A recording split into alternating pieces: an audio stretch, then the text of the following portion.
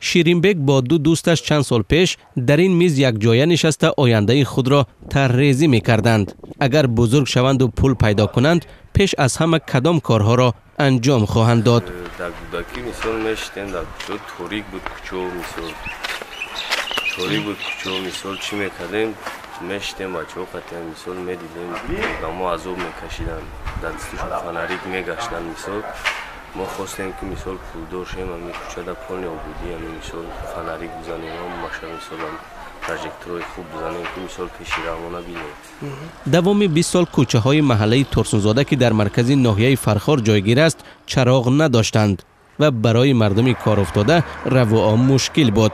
خیلی بچه های گذاریم و اینا شیرینبگ، سمندر، جمشید خداوند برکت شد تا برکت دنیا و دنیا دستشو برسونه. 20 سال زیاده از 20 سال بود که در همین کوچه ما سویت نبود. در مابین 10-12 روز همین سویت گذروندن. همین حاضر همین قدر روشنی است که دائما در حق شو دعا میکنیم که خداوند دست کم نبینه. شیرینبگ با دوستانش 2,500 سامانی صرف نموده کاری وصل و تنظیم تجهیزات روشنایی بخش را انجام دادند و نمای کوچه را به هنگام شب تغییر دادند. چاچی کیساب خشون موندم. ما رفتیم از سویتاوا اجازه گرفتیم آوردیم قایداری موندیم. همین سوم چند سوم یک شب خودش همون شیرینبگ میسپارد. فرخار در منطقه کلاب از ناحیه‌های دانسته میشد که به سبب رفتن ساکنانش به مهاجرت کاری مقام اول را میگیرد. بیشتری آنها به روسیه میروند و ارتباط خود را از محل زیستشان نمیکنند. در کارهای جمعیت اشتراک میکنند و این عمل را جزء وظایف معنوی خود میدانند. ایده خودشون یک روز ما مصلحت کردن گفتن که اتا همین کار ما بکنیم چخیل شما چی مصلحت میتین؟ ما گفتم که به حد کاری خوبه، به حد کاری نغز میشود، ثواب میشود، بکنین عجایب میشود برای خلق همین محله. شیرینبگ 9 ماه در روسیه کار میکند و 3 ماهی باقی مانده سالش را به عائله و وطنش میبخشد. هر مهاجر به کیسه خود نگاه کرده تشبس‌های اجتماعی نشان می‌دهد.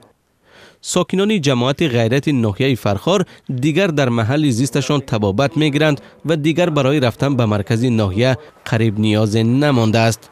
بینای بیمارخانه ما تامین طلب بود. یا صاحبکاری محلی که حاضر در فدراسیون روسیه اقامت می‌کند با دستگیری و کمک او بیمارخانه ما از سر نو تعمیر کرده، تعمیری حاضر زمان کرده شد که در تریزده ها و فرش دیواروش هم باشه. شما دیدین شاهد بدین که چه نو و حالت زمانهایی کرده شده است. نه تنها بیمارخانه را بود در قبطی در پهلوی بیمارخانه ما و ساختمانی بیمارخانه دوم بود که ساختمان رفته شده است. هنوز در این مرکز طبی تعمیر ادامه دارد و آن هم تشبس نفر است که زادگاهش را به هدف کار ترک کرده است. دلاور محیدینوی 45 ساله حالا در مسکو زندگی می کند. یک چند شرکت های حمل و نقل و سرمایه گذاری دارد که در بازار روسیه فعالند. این مکتب به مبلغ زیاده از 7.5 میلیون سامانی ساخته شده است و در آن زیاده از 400 خواننده تحصیل می کنند.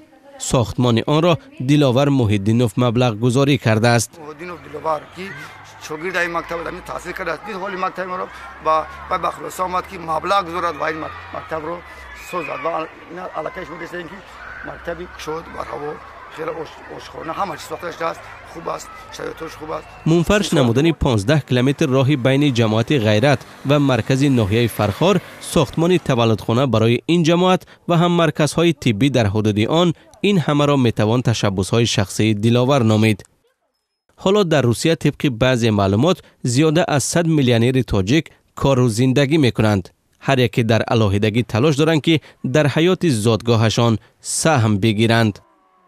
قسمت اعظم آنها این عملهای خود را خیر و صدقات مینامند. از این دیدگاه سهم مهاجران از جانب هموطنانشان ناوابسته از مبلغش یکسان پذیرفته می شود و در تعبیر مردم اینجا خیر است، چی 1 سامانی چی 1 میلیون. برای افسر مستعفی سابق کارمند ملیسه محمد بازاروف عمل فرزندش مایه افتخار است. آن تا اندازه برای بلند شدن ایمیج عائله آنها در میان مردم خدمت کرده است که ساکنان این محل آن را مهم می حسابند.